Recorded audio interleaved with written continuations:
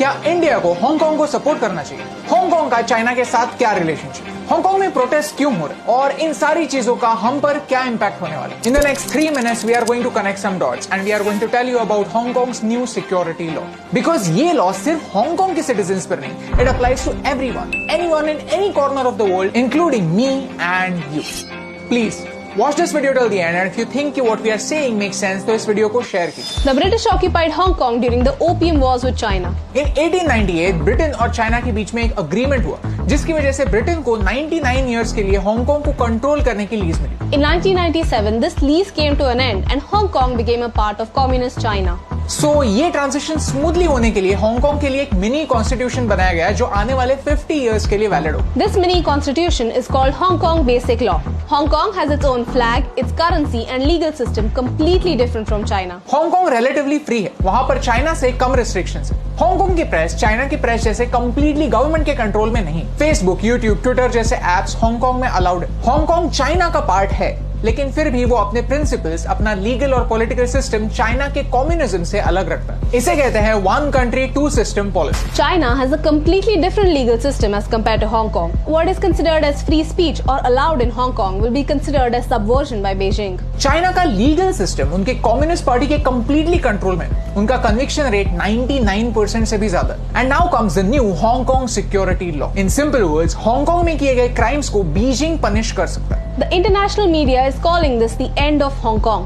If you want to know more about this law in detail, you can watch this video. We want to focus on इस law से हम Indians को क्या फर्क पड़ता है। ये लॉ सिर्फ परमानेंट रेसिडेंट्स ऑफ हांगकांग पर अप्लाई नहीं होता। ये लॉ आप पर और मुझ पर भी एक्शन ले सकता है। डोंट बी स्कैर्ड, चाइना आपके घर पर आकर कोई एक्शन नहीं लेगा, लेकिन प्लीज हांगकांग मत जाइए। कनेक्टिंग फ्लाइट्स के लिए भी हांगकांग में लैंड मत कीजिए, क्योंकि आपने कभी अगर बॉयकॉट चाइना का स्लोगन यूज किया है, उसके बारे में बहुत ज्यादा वीडियोस देखे हैं या शेयर किया है या फिर टिकटॉक में उसके बारे में बात की है, तो अब लीगली चाइना आपके अगेंस्ट एक्शन ले सकता है। Okay, but how will China get to know about who are these people? ये ऐसे कौन से लोग हैं जो बॉयकॉट चाइना ज्यादा यूज कर रहे हैं, चाइना के अगेंस्ट बात कर रहे हैं? Through our data.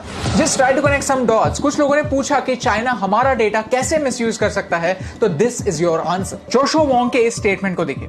Joshua Wong is a pro democracy student activist from Hong Kong. उन्होंने अपने ट्विटर पर ये पोस्ट शेयर की और ये पॉइंट एक्सप्लेन किया।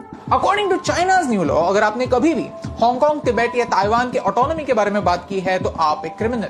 आपने अगर सीसीपी को क्रिटिसाइज किया है तो आप एक क्रिमिनल। और तो और अगर आपने कभी भी इंडिया के किसी भी चाइना के अगेंस्ट पॉलिसी को सपोर्ट किया है तो आप criminal. Today, there are 38,000 Indians living in Hong Kong, and we need to make sure that at least those Indians don't suffer because of this. So, how did the world react to this? UK ने 3 million Hong Kong residents को citizenship offer की है। Australia भी ऐसे ही help करने वाला है। Japan has strongly condemned the law. The US Secretary of State Michael Pompeo ने एक स्टेटमेंट में कहा है कि the United States will not sit idly and the United States will not stay quiet about all of this. Right now, India needs to strongly support Hong Kong. Why?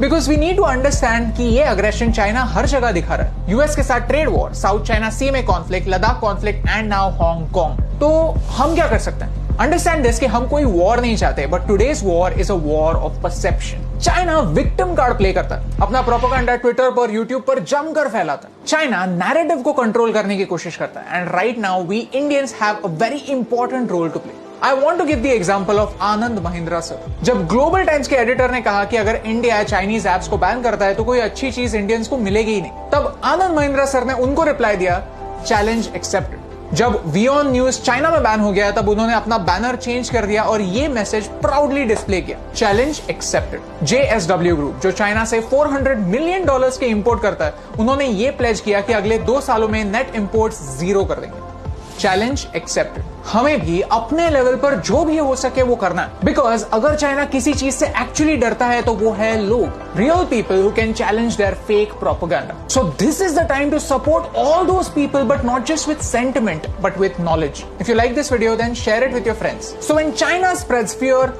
fight back with facts. China says that you can't live without Chinese apps. Show them that you can. And when China wants to convince you that in the fight between democracy and dictatorship, the people who support the truth will be defeated, don't get angry, but raise your voice and firmly say, challenge accepted.